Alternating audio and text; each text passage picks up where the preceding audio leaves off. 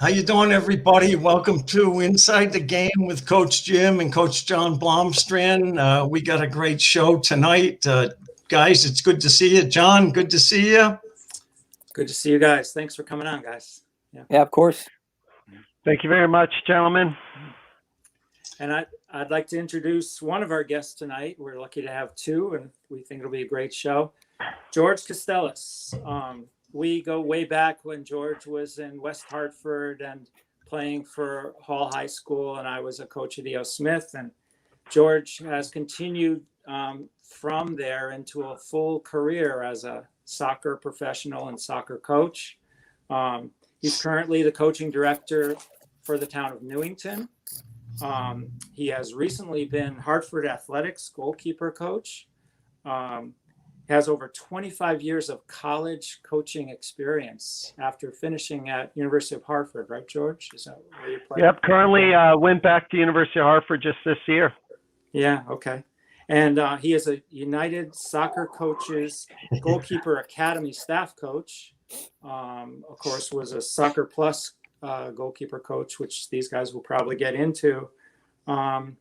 And it's just great to have someone with that much experience and passion for the game on the show. So thanks, George. Thank you very much, John. Yeah. Okay, and I'm going to introduce Dave Latourette, who is one thing he was George's mentor. And Dave is from Old Lyme, Connecticut. He played at Eastern Connecticut, very good goalkeeper there. And he was goalkeeper coach there briefly. Then he was the goalkeeper coach at University of Hartford for the men and the women. Two really good teams, two of the best teams they ever had, actually, back then in the early 90s. And he coached George there. And George was ended up taking the team. I'm almost knocking off Virginia. We had a Virginia guy on, and he remembered you, George. He said, God, we couldn't wait to get out of that game alive. But anyway, Dave coached him, and then he was nice enough to stay on. I came on as the head coach after Sasha went to Maryland, and Dave made a very difficult situation doable by staying on and being the link guy for the year. He went on to coach University of Arkansas women's goalkeepers, and currently he's the associate head coach at Santa Rosa Junior College in Santa Rosa, California. He's been there for 10 years. He's also on their faculty. He teaches kinesiology, and he's also very involved in the Ironman training, and he'll get into more of that, I think, as we go. And he's also the director of goalkeeping for Santa Rosa United Soccer Club, which is one of my favorite soccer clubs in the United States. I just saw this today. The Zimmer brothers were involved. I don't know if they still are. I love those guys. I love their attitudes. I love the way they present the game. I took a couple courses from them, and that's how I met Franz Hoek and learned how to coach goalkeepers. Those guys are football for life, Jimmy. Yeah. So we're just so grateful to have you guys on. We actually did a test run that was supposed to last 10 minutes on Friday, and we were on for about an hour and a half. We had a great time. So we're going to do it again tonight. We should have recorded that on Friday. Yeah, we should have actually, Okay, so Dave, I'm going to ask you the first question, and that is, we ask the same questions to everybody, and that is, what advice would you give to a young player and who wants to become a good player, and maybe compare it to your days as a young player, because things have changed a lot since then. Yeah, we just talked about it a little bit, and it's changed from when I was a young player. I didn't specialize as a soccer player until I went to university, And it was probably really helpful as a goalkeeper in some ways. Basketball, played a little baseball. Actually played a lot of golf too, surprisingly. That was just, I kind of got tired of baseball and played golf. But the skills, the things you need to play the other sports, especially basketball, were very valuable for me as a goalkeeper. And that's a very specific way. But I grew up in an environment, small town in Old Lyme, for the people that are from Connecticut that know that. And it's different now. There's clubs there. It's everything's more developed and easier to access. And we just talked before we got on, but the recruiting was very different there. And if you didn't take complete ownership over your own path, then there wasn't going to be a path other than go to school. And if you wanted to play, and I wanted to play soccer. Right? I was curious about it. So that being one of the items is, if I would say now, and I would still say it, as much as now that there's so much more video, so much more club identification, so much more opportunity for young, but to still take ownership over your path, over what you want to do. Ask questions, ask your coaches. Don't just ask your club coaches or your parents, but find other coaches that you can ask that have experience, maybe former players within your club, and what was their path, and be inquisitive about it. I think that's really, really important. And that's just from understanding the pathway to go where you want to go.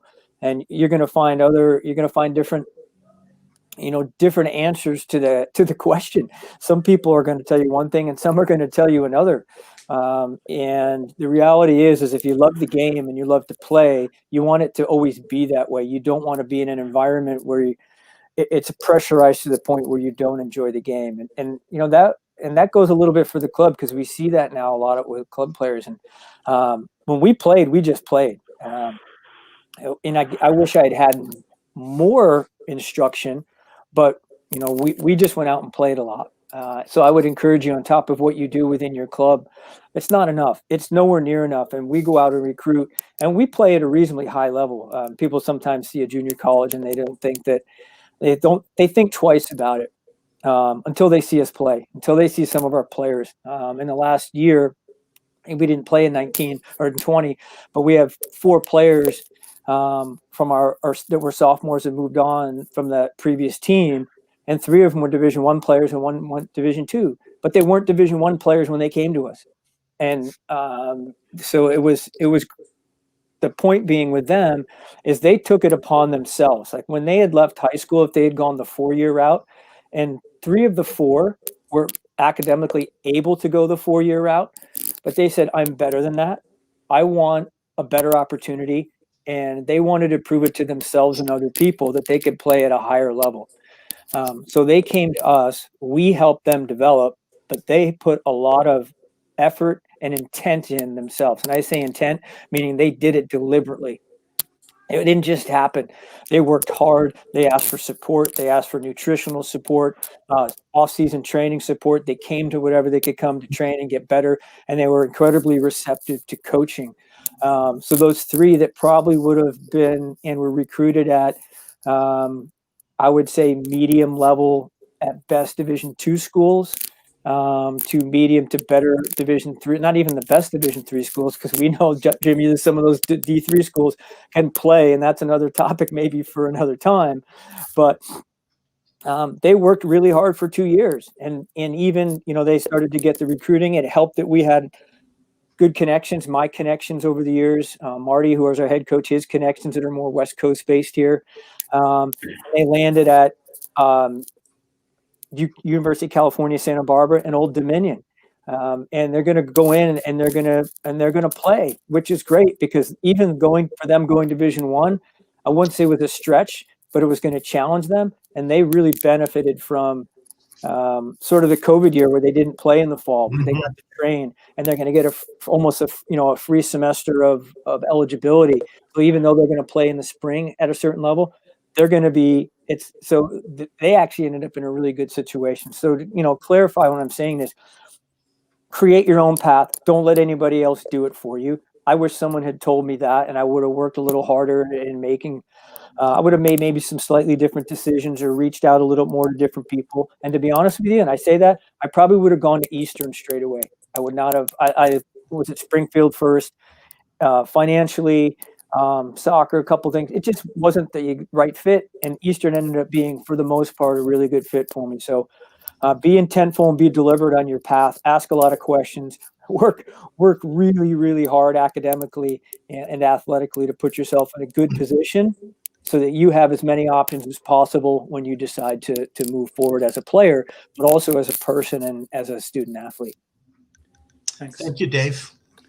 So, George, I'm sure you won't mind. Jimmy and I were introduced to your dad at a very young age through Lenny Santiris, and I know you had an older brother who was probably influential. So you might want to hit a little bit about the sort of family influence that started you on your path as a young player as well. Sure.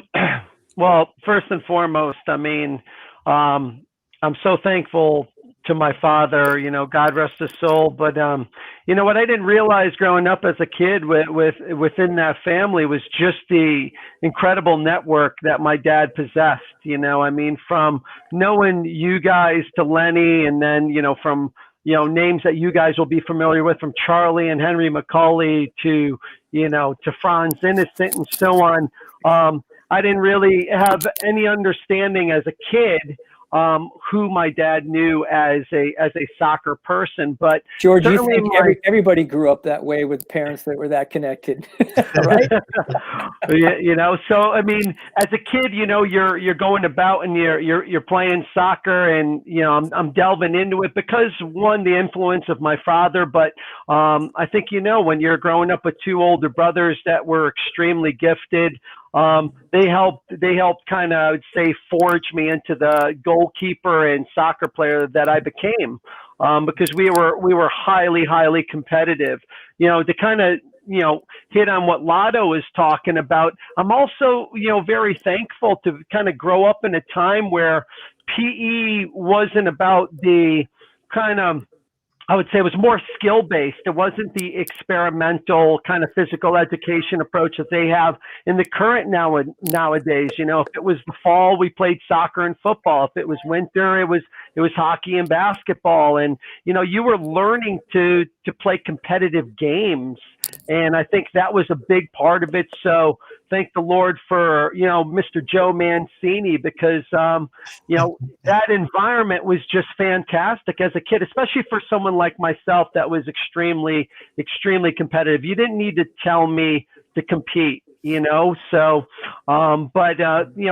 my brothers and certainly my father and, the path that we took, from getting into soccer with my dad. I mean, I grew up in West Hartford, but during that time, West Hartford didn't really do travel. They were very in-house. And again, this is all information that my dad shared with us. But, we had a pizza restaurant in Farmington. So we, my dad obviously researched and got in touch with the people, the Farmington Soccer Club. And, he had met Mr. Al Bell and other gentlemen, and they allowed us to play our youth soccer in Farmington. So my whole youth soccer experience was in the town of Farmington. And, if you're from Connecticut, of Farmington. Yeah, that's for sure. Very, very fortunate to grow up playing a lot of games on Tungus Mead. And Tungus Mead. Yeah, there you go, So, so my youth soccer was spent a lot of time in Farmington, and my even though my upbringing was in West Hartford, but really my first experience with West Hartford soccer was at the high school. Well, I should say middle school level, because they had middle school soccer then, which I chose to play. But it wasn't really until high school where we were a part of William H. Hall High. But in regards to kind of the pathway, my dad was a huge influence because he always pushed my brothers and I to excel. And a big part of that was being exposed to different environments. And those environments, a big part of it was the Hartford Hellenic, which my dad was still a manager and coach for, and he was very much involved in the club. And, they were a part of the Connecticut Soccer League. So I grew up, watching games at Dillon Stadium and Colt Park, playing games at Buckley High School when there wasn't really an indoor facility until Rick and Dave established the Oakwood Indoor Soccer Center. So again, we were, as much as we were immersed in soccer, I would still say very similar to Dave, that I was still very interested in multi-sports. I played Little League, I played basketball, again, and like I said, the PE experience helped shape and mold me into somebody that I would say just loved athletics. So, can't say enough to be fortunate enough that my dad really, I would say lit the spark, but we took hold and grabbed the candle and ran with it. And we talked a little bit on Friday about, let's say, our differences, George. You and I growing up, and you very much culturally exposed to the game. And I think we all here, realize that in certain environments, if you're just exposed to the game culturally, we see a lot of that in Europe. And it's very different. I was just exposed to athletics in general. My exposure to the game of soccer was what it was, and it was Toby Charles on a Sunday on Soccer Made in Germany and on a black and white UHF. So I became a German fan, as George is, and it was Sepp Maier, and then it was Tony Schumacher, and it was that sort of. So I honestly only knew German soccer. And I had German soccer with a British announcer anyway, and it was, so the difference in growing up culturally, I always felt from the standpoint of the game, not athletically in terms of athletic development, I felt good and comfortable, and it's why I picked up the game, but specifically goalkeeping. I felt like when something was taught to me, I picked it up really quick because of my other skill sets in basketball, even play tennis and everything else, but I always felt like I was chasing the game a little bit. I was always like, when I went to college, I felt like I was 2 years behind. And then I caught up a little, and it was a year. And it wasn't until my senior year, where you hear coaches talk about it now, I felt like the game slowed down for me. I could read the game. I could take crosses that I couldn't take before. I was distributing like I couldn't distribute before. I'm like, oh, it should have been this way 2 years ago. I'm like, I want another year. And then you talk about the Connecticut Soccer League. I end up in the Connecticut Soccer League. And all of a sudden, the game sped up again really quick, and it took me a while to start get that to slow down a little. Culturally, I think if you can, and I say this to everybody out there for younger players, if you can expose yourself beyond the environment that you're in, no matter what that environment is, really valuable. Older players, younger players, different indoors, outdoors, just don't get stuck in the same environment all the time, every week. That's a great point. Yeah. For me, what's really interesting about you saying that, Dave, is, again, fortunate that my dad actually sought out avenues to pursue soccer. I believe I was 11 years old when I tried out for the Connecticut state team. Back then it was state team, then it officially became an Olympic development program. And I can remember, being 11 and kind of telling my dad, like, are you sure I should do this? And he just felt like, go ahead. It's okay to be challenged. And, some of the advice that I would recommend to younger players is, are you putting yourself in a challenging environment, or are you kind of staying in that comfortable bubble? One of the being a DOC, I get asked questions about player development and what's the best avenue. And I was asked this as a college coach too. And it's just like the first thing that I would ask players is, do you feel that you are still developing? The second is, are you still learning? Are you being challenged? And are you still having fun? Because if any of those are a no, then you need to delve into either your current coach and ask them about a possible solution, or unfortunately, you probably need to choose a different avenue. You need to go in a different direction. I'm not saying different sport. It might just mean a different club. But, that was just one of those experiences that resonated with me, because at that point in time, here I am as an 11-year-old. The thing was, I actually didn't make the team. but Chico Chikurian was the coach, and he recognized my abilities and talent. And he went to me and my father and said, listen, you won't be on the team, but when we train in Connecticut, I want your son to show up. I want him to come to practice. And as much as I could look at it as a failure, I didn't receive it as a failure, but I knew the following year that I wanted to make that team. Mm-hmm. And it gave me motivation. So stealing something from Tony DeChico, who's another mentor, as well as Dave, is that, can you use failure as fertilizer? And you have to. I mean, I think we have to put ourselves, all of us, put ourselves in environments that challenge us. Unless we're challenged, we're going to get better. And it's about a year and a half ago, I decided for whatever reason, I felt like I needed a new master's degree.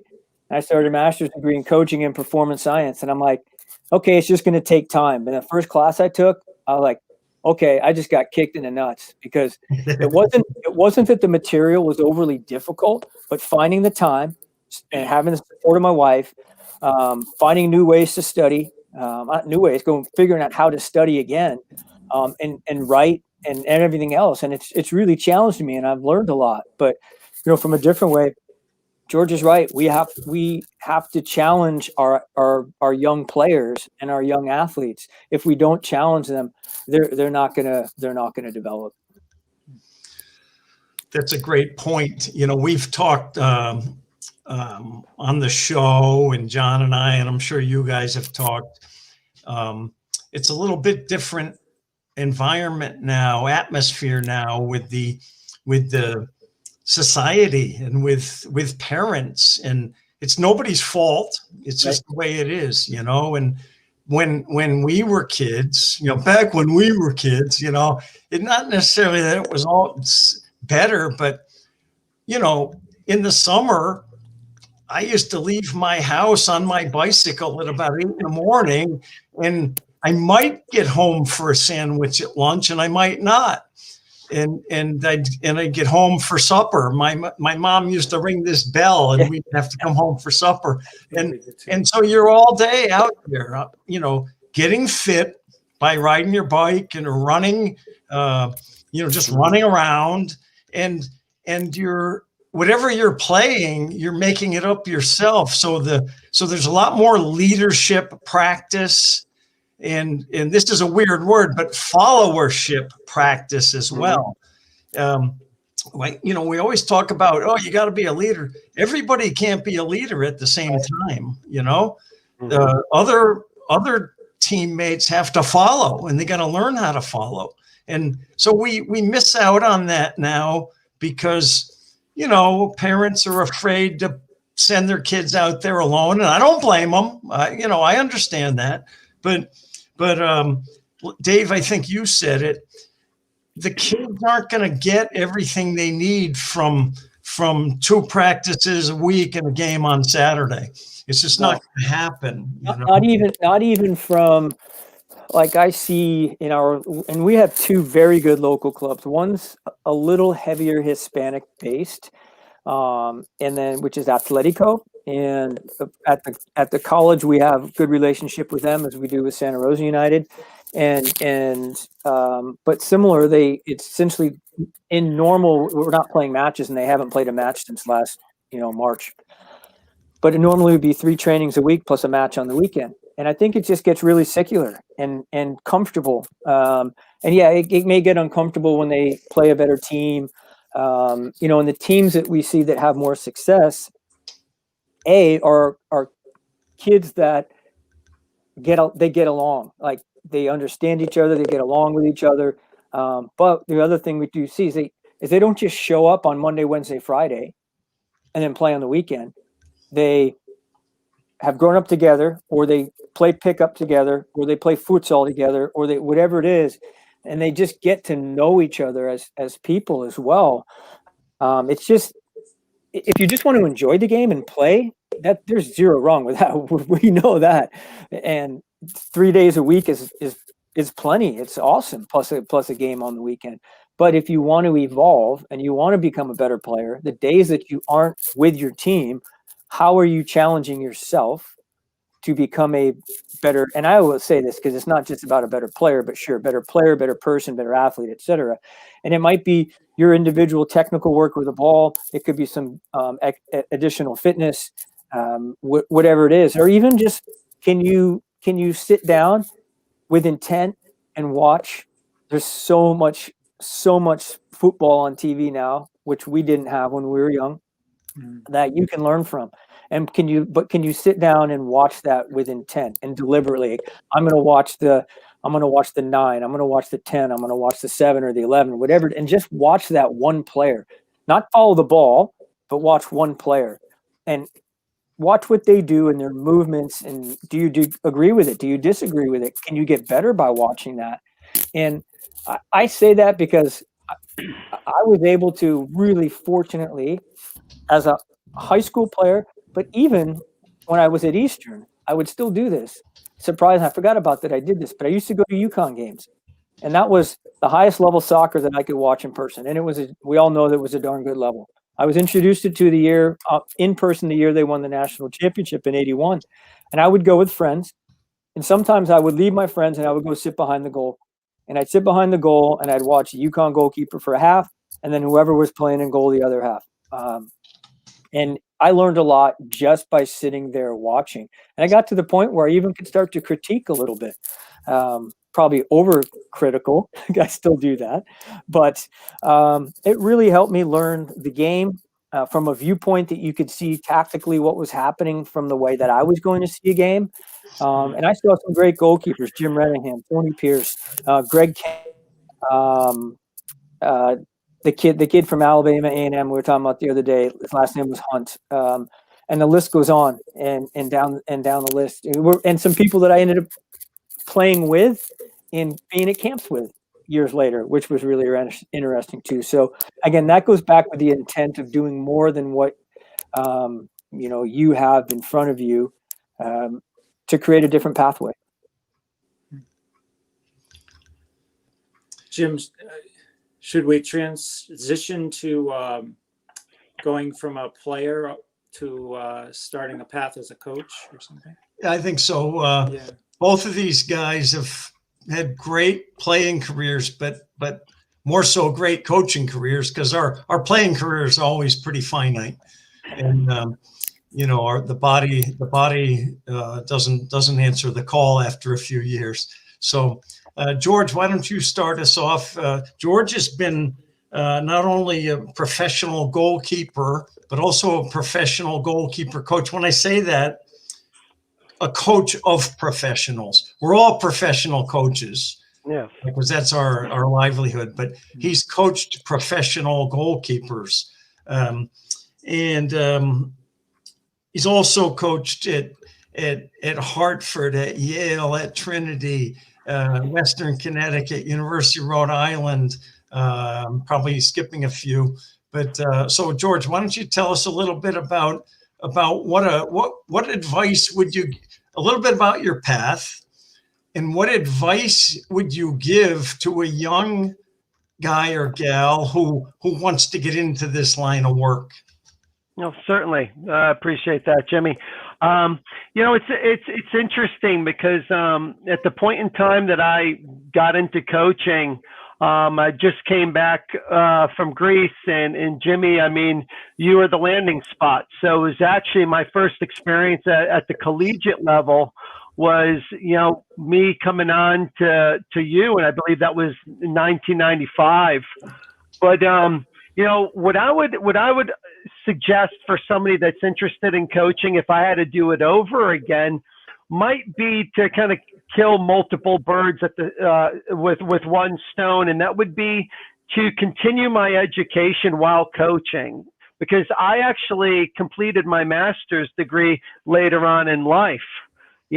So I would probably lean towards a graduate assistantship, so that way I'm actually working. And again, I'm a big believer of this, that life and sport are one of itself. So I'd be working on both features. I would be helping myself professionally, get by enhancing my education, but also enhancing myself professionally by getting, soccer experience, if that was really the path that I wanted to choose. But to any young coach that I would suggest is, first and foremost, set a plan of action. Sit down with yourself and really delve, like, what do you really want to accomplish? Because then kind of put that as your main goal. But most importantly, it's how are you going to get there? And the example that I would use would be with one of my buddies when he decided that he wanted to become a coach in the MLS. And how did he go about that? And he did the same thing. He set his goal to being in the MLS, but then he took stepping stones. So if you're going to get involved at the collegiate level, I really believe you need to somehow separate yourself in regards to your credentials. So I'm a big believer of coaching education. So my first advice would be, like, start delving in and showing that you're working professionally on yourself. And then that way they can recognize that there's some level of seriousness. But listen, I think all of us know how important a network is. As I mentioned, God bless my dad that he knew a number of people that, when I was a kid, I didn't know, but Jimmy, he knew you. He coached you. You were a part of the Hartford Athletic. The same thing with Lenny Santeris. So, utilizing your network. So some of the advice is work on yourself professionally. Look to utilize your network. And if you have a limited network, hopefully you can expand it by that coaching education, because when you're in that coaching education environment, you meet a tremendous amount of people that are just great people that are willing to help. And another aspect that I think is really, really important is really get to know yourself and your strengths and weaknesses, because no matter what, we have strengths and weaknesses.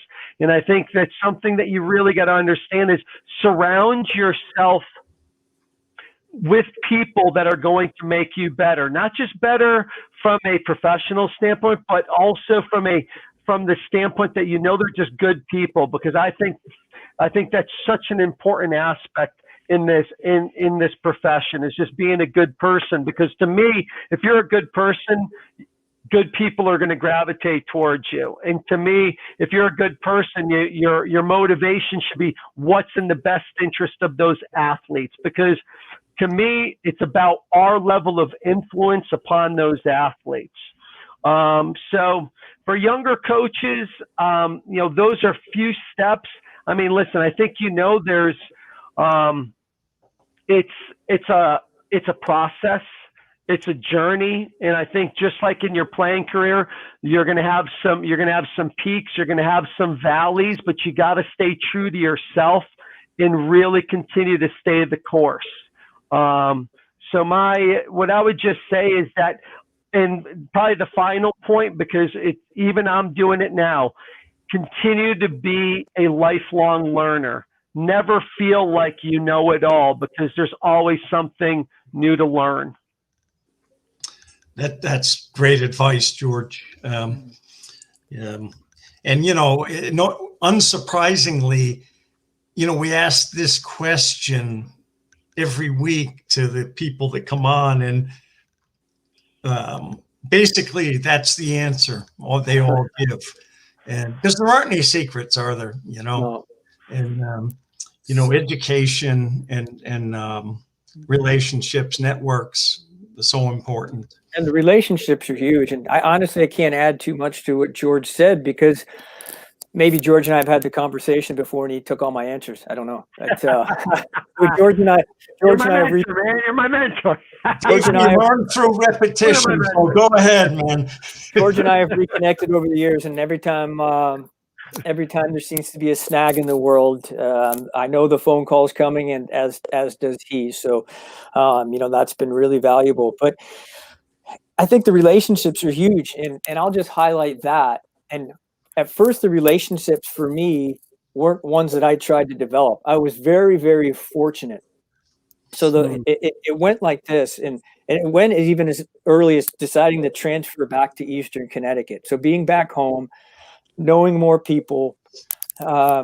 And when I went in, I ended up winning a starting position, which was of course is great. And the goalkeeper that was there previous, he graduated before I came in, had worked a couple of camps at Soccer Plus. So I met him. I came in as a sophomore in my second semester, and we chatted. He goes, "Hey, have you ever heard of Soccer Plus Goalkeeper School?" And I said, "No." So he saw something in me, and he said, "You should contact them, see if you can work." So I don't think I did it that first year. I was a little late. So the next year before my senior year, I ended up working for Tony at Soccer Plus, and I worked in Litchfield at a camp, and I worked, and it was total immersion. Not only total immersion from learning more about goalkeeping, but with all the people that were there, and there were some unbelievable people, not just coaches, but people there. And I was really fortunate to just land that way. Land because Tony decided to give me a job. He saw I was somebody that had a physical education background, wanted to get into teaching, and had a recommendation. So he pulled me in.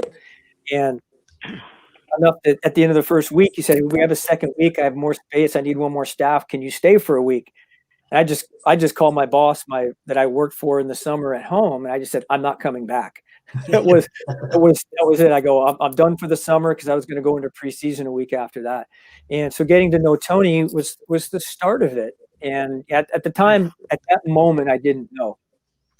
Senior year happens, finished my senior year, and Beth Reagan, who was the women's coach at Eastern at the time, wonderful, wonderful person, comes to me. Where she got the idea, I don't know, but I'm just an outgoing senior, and she asked me, will I be her assistant coach? First, I didn't know what to say. My path was teach and coach, teach elementary, middle school, coach high school, and that's the path that I had chosen. And I thought I was set on that path.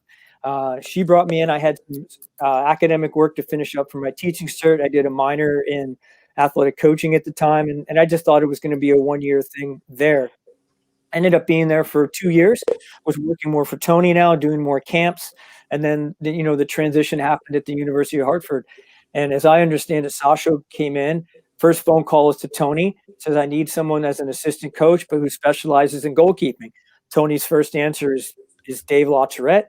I get a call from Sasha. He goes, "Would you like to speak?" Yes, we speak. 2 days later, I get a phone call, and next thing I know, I'm the assistant head coach at the University of Hartford. So to me, it was happening, not so much by choice, but I think it was by how I carried myself as a person, but also my education as a physical educator and teaching specifically that helped me with my coaching, that I was able to teach the skills, that I knew. So I went into Hartford and had a great experience. And I think, before we go any farther, and because George is and has been a part of this process, as you have, Jim, people would say to Sasha and say to me, "You guys did an unbelievable job. You did this and this and this." And I won't disagree with what Sasha did and what he came in and was able to turn around. But we had, and I like to use this word because it's what they were to me, a group of dudes, right? A group of really good dudes that were starved for success. And as much as we were able to implement the kind of things that we were able to, they were incredibly receptive. They were coachable. They were friends. They loved the game. And I can't tell you, I would look forward to a 5-hour trip to Orono, flipping Maine on a bus, because the trip there and the trip back were a lot of fun. And I can't tell you about all the fun because you couldn't get away with it nowadays. Or coming back from Vermont and wherever it was, and they made it, if you could make it easy, they made it easy. They were starved for success, and the ball started to roll. So anyway, it's a little off tangent, but as far as coaching goes, sometimes we're blessed with who we recruit or who we're handed, and that was a combination of both things. So if any of those guys are out there or listening or hear this, I know Sasha does, and I appreciate that receptiveness to coaching and that ability. But as far as if you're a young coach, George has said about everything. For me personally, the things I need to think back of, what could I have done differently, changed a path or created a different path or had more experiences. Currently, when I work with younger coaches, I engage them a lot and say, what is your path? What do you want to do? Do you want to advance? Do you want to go somewhere? And as much as I had unbelievable mentors that taught by doing what they did, from Beth to, and even there's non-soccer people, but from Beth to Sasha to Austin Daniels to Tony Horta, which I don't know if they understand how much they influenced me by just being around. And like I said, Sasha and Jimmy came in. I told Jim the other day, I wish I could have stayed, I would have or could have stayed. There's a longer story behind that, and learned more from him. But then Steve Swanson at Dartmouth and Janet Rayfield and Marty Kinahan now at Santa Rosa Junior College. But there's a list of those people.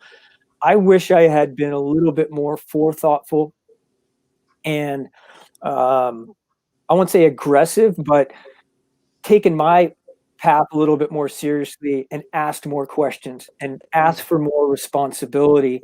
And then in some places, I think they saw the quality, so I was given more responsibility. And I give Janet a lot of credit for that.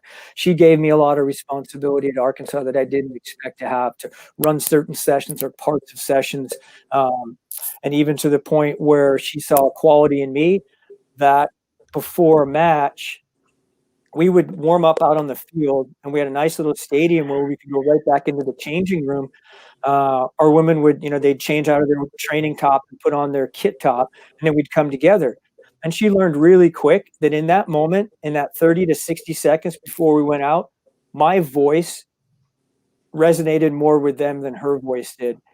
And it was just from maybe the second or third match of the year, she just gave that moment over to me.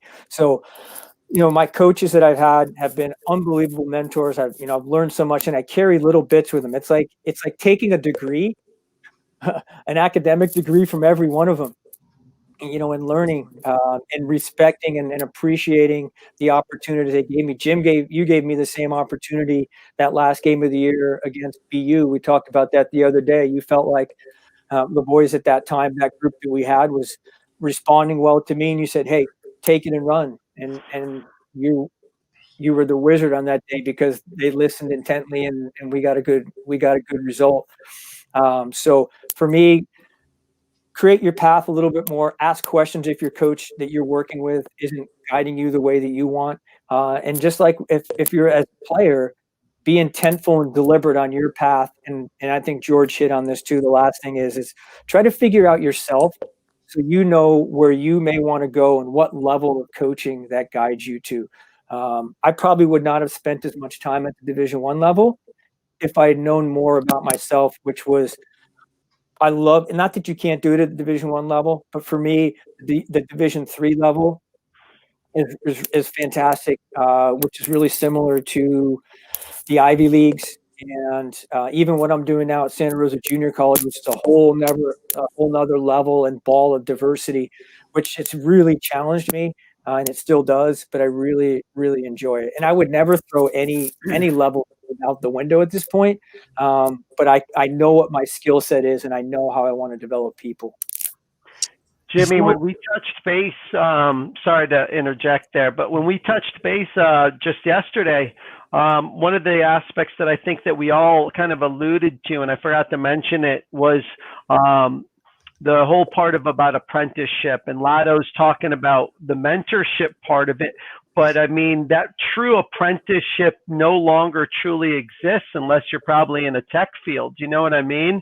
And I really feel that for me and my career development, if I knew earlier on that I could choose someone to truly follow and be taught by and learn from and receive, constructive feedback, positive, negative, whatever it is, but that probably could make a huge change in where I would be as a coach. And not to say that I haven't been successful, but that's just something and again, I think there's the humility part of it, which is really, really important, which ties into consistently learning, being humble enough to work with a master coach. So It's funny, George, you talk about being a lifelong learner, and that's what we're probably trying to get across right now, actually, is Yeah. that we've had a lot of great experiences. And I've worked for some unbelievable people that have molded me as a person and as a coach. And I went down the list and I think about who they are, what they've done, and where they still are, like especially a Steve Swanson, a Janet Rayfield, Austin Daniels, Sasha. And the list. But the reality is, when you think back, you're like, how could I have gotten better? And I think that's us as competitive people. Where could I have gone one level better, one level more? And I still do that, and I think that's maybe the point that we're trying to make. If I could jump in, two things. First off, let's put this up there again. I don't know if you saw this, Dave. Your old friend Brian Morgan. There you go. Learned a lot from Dave playing with him at Eastern. Great memories. So that's one of the cool things about these platforms. You people pop up that you knew way back and maybe haven't seen or talked to in a long time. And George, by the way, if you don't know Brian Morgan can be part of our midget goalkeeping club. There we go. Anybody under 6 feet tall. Yep. So the other thing I wanted to throw in there is we shared the other day. I was an assistant coach for 10 years before I got my first head coaching job. I think I was at four or five different schools, a couple of years at each place. And, back then, it might be $800 for the year or $1,000. So, they knew you weren't going to stay for long. But I wasn't humble. Especially two of the places, I thought I knew more than the head guy. I didn't know now I know that I didn't know half of what the head guy knew. But at age 23, I thought I knew more than this 40-year-old guy knew, and I actually have made amends to the guy, in the last few years and apologized. And he said, "Oh, don't worry about it. That's what happens, and you pay it forward," he said to me. And that's true. So I know you guys are both mentoring people. I know John, I'd like you to share, you just mentored your replacement, and I'm mentoring our assistant coach at Thomas. So we can't go back in time, but we can make it right by doing the right thing now. And I think that's an important thing to remember. Yeah, George, I would say that even though you say you would have liked to have a more consistent mentor, just from what you said and Dave said and Jimmy and I's experience, there's so many great people that we met through our whole career sequentially. I mean, I met Steve Swanson at Michigan State soccer camp, Yep. You know what I mean? Yeah. And the list can go on and on. So Jimmy, we coached together long ago and playing with Franz Innocent and Timmy Hunter and Paul Hunter and those guys. So I feel blessed in that it wasn't one mentor. It was like a bunch of sparks, you know what I mean? And the sparks really never ended as far as keeping you excited about the game. And of course, we're lucky in Connecticut, as you can see all these interconnections. But that Connecticut thing, John, is the more that I think about it and the more that I've been to other places, and might even take it a little bigger and say New England, but Connecticut as a microcosm. And the other places that I've been more in more expansive places in the U.S. And in Connecticut and in New England, it's compact. And you mentioned Franzi, and if Franz is listening, I want to say hello first of all. But he was someone, I missed him by a year at Eastern. I played there, I finished, and he came in after me. And he was someone that I got to know by being around him, and he asked me to train the goalkeepers there. And he was someone that I knew had played at UConn. I remember the name, and I just loved listening. I would stick around, just listen and watch him train the team a little bit and watch a little bit. And Beth was trying to get me to go to training with the women. I was trying to listen to Franz with one ear, and that you say, people like that. And then we played in these indoor tournaments and indoor leagues, and we all did in Connecticut at the indoor facility there. And the people that we played with, and it wasn't just that, it was finish and go upstairs and have a beer and sit around and, move the beer cups around the table. And then, you're trying to talk tactics and you're like, which one's my beer? You don't know which one it is. There's so much more learning that goes beyond, the mentorship, beyond the formal coach, assistant coach relationship. And we were really, really fortunate to work with the people we did. And it was great. And Georgie's got a question, or Georgie's got something, but I'm going to say, I remember being at Dartmouth, and it's a Division I school, two very successful programs. And in one office, it's Fran O'Leary and Jamie Smith. And in the other office, it's Steve Swanson, Shelley Smith. Jamie and Shelley were married, working on two different sides of the Dartmouth program. They're both at University of South Carolina now. Wow. And Jennifer Clark, Bobby Clark's daughter, who is now down at, she's at a D3 school, a very academic school, like a Pomona school like that down in LA, all in these little offices, and, myself as well. And just, it was a tiny space, but to think about these people, how successful they were, and just you learn and you grow by osmosis by being around people like that. Yeah, I agree. Yeah. John, you touched on it, and don't get me wrong. I mean, one, let me put a shout out to all those coaches that helped me grow, from you, Jimmy, giving me the first opportunity, and then obviously, Len Santiris. Lenny's just an unbelievable person, and really, had tremendous balance, and, moving on, to go to Yale and work under Brian Tompkins. Another fantastic experience. But really what you touched on, John, which to me, and one of my biggest mentors is obviously Dave Latourette, who we're here with Tony DeChico. But the commonality between them all is they empowered me. They empowered me to be the best person, the best soccer player. And, I'll never forget, the lesson that I learned from Sash, when I played for him. And like anything, I was so driven on being the best player possible. I was in his office, and he sat there, and he's just like, and not that I was a bad student, but he knew I could do better. And he was just like, George, you're our hardest working guy. You train, you want to win. He's just like, you do realize you're one person. You're not two people. You should have one standard, meaning you should have the same standards for yourself academically as you should have athletically.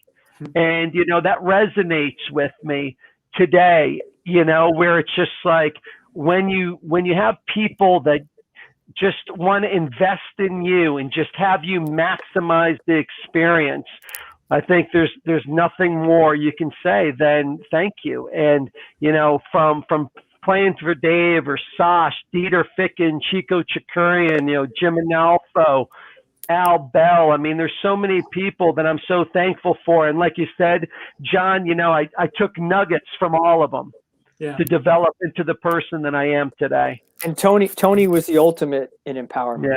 Yeah. If he believed in you and he saw a quality in you, and he probably did it to both of us, George, at different times. I was young, and he made me his national director, and I'm thinking, what is he doing? But he saw something in me I didn't see in myself. But if he didn't see it, you didn't get it. You didn't get it. I mean, that's just the way it was. It was black and white. And he gave you every opportunity, but if you saw the quality, he empowered you. That's great. Yeah. It's no coincidence to me that a lot of top football people are former goalkeepers. And I didn't get that at first. In the beginning of my coaching career, I kind of laughed about that. I said, what are all these goalkeepers doing? They don't know the game that well. And I got to tell this little story real quick. I was the assistant coach at George Mason from 82 to 84. So in 82, my first year, we went 19-2. We went to the Elite Eight, beat Virginia in the playoffs, lost at Duke to miss out on the Final Four. Doug Orr was the goalkeeper coach. Yes, he was. That's how I met Jaguar. him. And so what happened in '83, he he didn't get along with the head coach either. And the first day of preseason, he walked out, he quit. So now I was the goalkeeper coach as well as the main assistant coach. And I was still young. I was like 25 or something like that, 26. I could still strike a ball. And we had a great goalkeeper. He was a junior that year. And he was from Columbia, Maryland. Another 5'10" goalkeeper, though. He didn't become famous because he was 5'10", but he was great. Kenny Bernstein. And you know who his best friend was? Kenny Height. Kenny Height. Kenny Height and him played high school together from Columbia, Played for Maryland. Doug and Kenny. Yeah. So anyway, I was the goalkeeper coach, and we were having a ball. I'm trying to score on him, and he's saving them, and I'm bending balls in the upper 90, and he's tipping them over. And then all of a sudden, he started playing like crap, and I didn't know what to do. I had no idea what to do. I didn't know what he was doing wrong. I didn't know how to correct it. So right then and there, I said, that's it. I'm going to learn how to be a goalkeeper coach.